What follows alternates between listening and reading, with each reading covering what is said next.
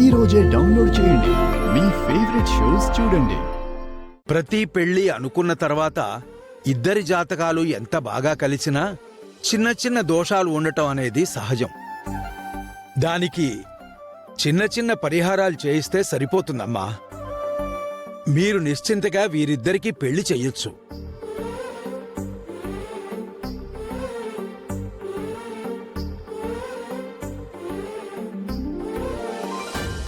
అయితే అనుకున్న ముహూర్తానికి పెళ్లి జరిపించవచ్చా? దిగ్విజయంగా జరిపించొచ్చు. వీళ్ళిద్దరి భవిష్యత్తు బంగారుమయంగా ఉంటుందమ్మా. ఈ ముక్క చెప్పడానికే వచ్చావా? పెద్ద బిల్డప్ ఇచ్చుకుంటూ ఏదైనా దోషం ఉందని చెప్పొచ్చు కదా, పెళ్ళి ఆగిపోయేది. మరి ఇక నేను బయలుదేరతానమ్మా. అలాగే గురువుగారు.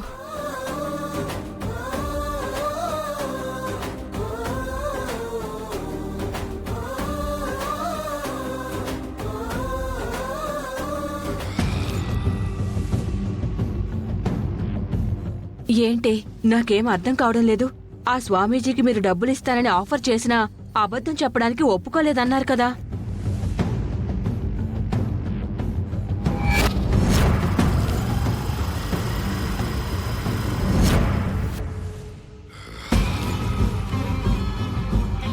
నమస్కారం గురువుగారు.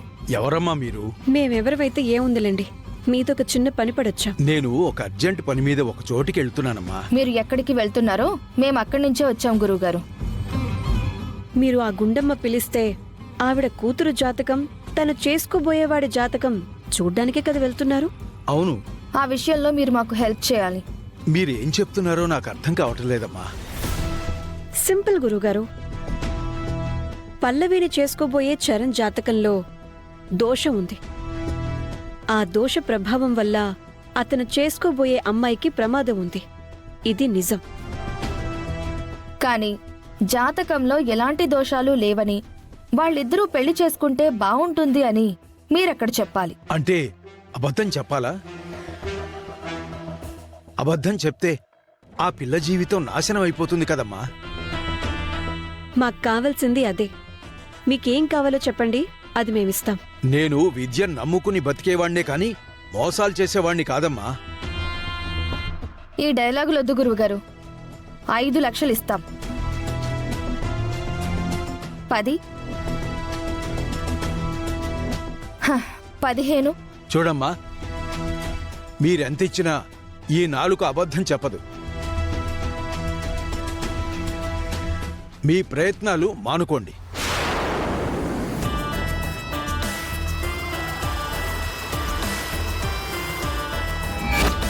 అలా అంత డబ్బు ఆఫర్ చేసినా సమస్య లేదు, నిజమే చెప్తాను అన్న వ్యక్తి ఇక్కడికొచ్చి మనం చెప్పినట్టే ఎందుకు చెప్పాడో అర్థం కావడం లేదా అంటే?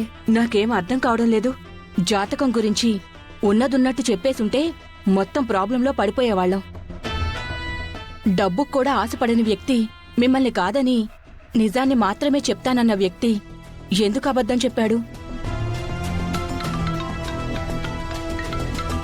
ఆయనే ఫోన్ చేస్తున్నాడు. హలో గురువుగారు. అమ్మా, మీరు చెప్పమన్నట్టే చెప్పాను కదా. మరి మీరిస్తానన్న డబ్బులు? అబద్ధం చెప్పను అన్నారు కదా. మరి ఎప్పుడూ నేను అబద్ధం చెప్పలేదమ్మా. కానీ మీరిస్తానన్న డబ్బుల గురించి నేను ఆలోచించాను. అవసరం గుర్తొచ్చి తప్పక అబద్ధం చెప్పాను. చాలా థ్యాంక్స్ గురువుగారు. మా అవసరానికి మీరు ఉపయోగపడ్డారు కాబట్టి మీ అవసరానికి మేమిచ్చిన మాట ప్రకారం 15 కాదు 25 లక్షలు పంపిస్తాను. చాలా థ్యాంక్స్ అమ్మా.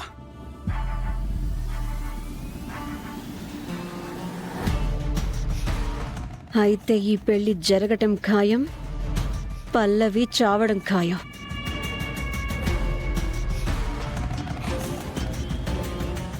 మాకొచ్చే బంధువుల దగ్గర ఎవరి దగ్గర మాట రాకూడదు. సరే, ఉంటాను.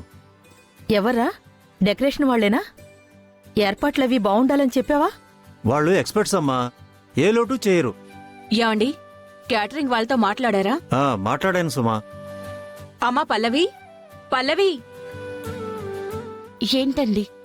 ఆంటీ ఏంటి? ఆంటీ ఏంటి అంటున్నాను.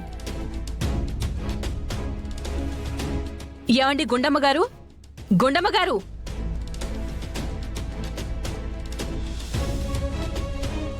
ఏంటండి ఇది?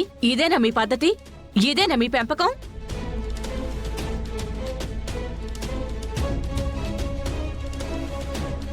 ఏమైందండి? మరి లేకపోతే ఏంటి? నన్ను అండి అంటుంది, మేడం అంటుంది. అత్తయ్య గారు అని పిలవచ్చు కదా.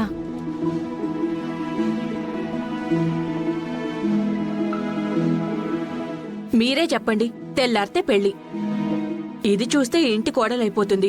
అత్తయ్య గారు అని నోరారా పిలిపించుకోవాలని నాకు కూడా ఉంటుంది కదా.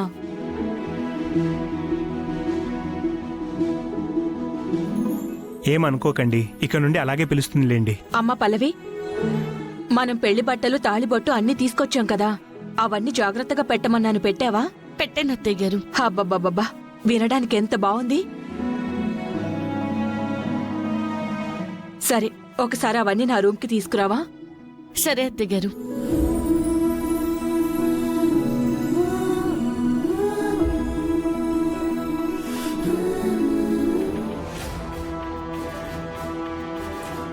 ఏంటి వీళ్ళు అలా సైగలు చేసుకుంటున్నారు? ఈవిడ ప్రవర్తన చాలా వింతగా ఉంది.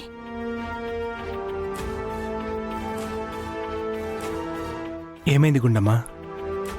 ఏం లేదండి. అత్తయ్య అత్తయ్య అత్తయ్య. అయ్యయ్యో, ఏవి తెచ్చావా?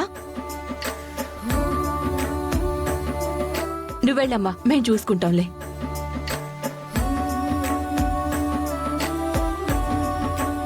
ఇది ప్రధానానికి పెడదాం.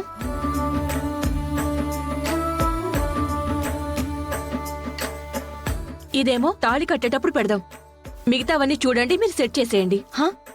Aunty, super acting aunty. Aunty, ఎటు పెళ్లి పనులకి దండలని మండపాలని పురమాయించేశారు కదా, ఒక దండా కుండ కూడా పురమాయించేయమంటారా?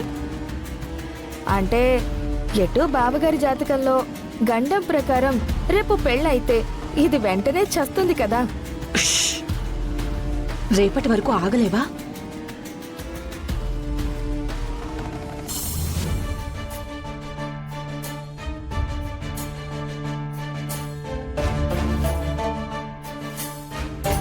అన్నయ్య ఏంటి రేపు పొద్దున పెళ్లి పెట్టుకుని హుషారుగా ఉండాల్సింది డల్లుగా ఉన్నాడు? అన్నయ్య, అన్నయ్య, ఏంటి ఇలా డల్లుగా ఉన్నావు? ఏం లేదులే, నీకెందుకు, నువ్వు వెళ్ళు. అలా అంటావేంటన్నయ్య? నువ్వెవరు? నా బ్రదరు. తెల్లారితే పెళ్ళి, నువ్వు ఇప్పటి నుంచే హ్యాపీగా ఉండాలన్నయ్యా.